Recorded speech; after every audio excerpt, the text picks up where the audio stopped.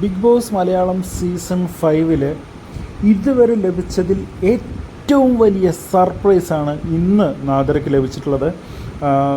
നാദിറ നമ്മുടെ നോമിനേഷൻ ലിസ്റ്റിലുണ്ടായിരുന്നു. ഏറ്റവും അവസാനം റെനീഷയും നാദിറയും നിർത്തിയാണ് നോമിനേഷൻ റിസൾട്ട് പറയുന്നത്.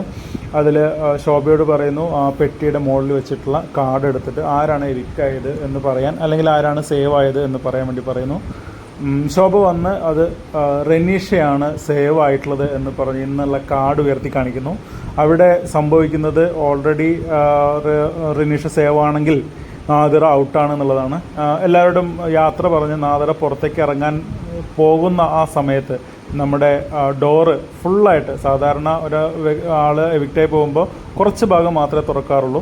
ആ ഡോറ് ഫുള്ളായിട്ട് തുറക്കുമ്പോൾ കാണുന്നത് നിങ്ങളിപ്പോൾ ഈ സ്ക്രീനിൽ കാണുന്ന ബോർഡാണ്. ഇതിലും വലിയൊരു സർപ്രൈസ് വേറെ ആർക്കും കിട്ടിയിട്ടില്ല.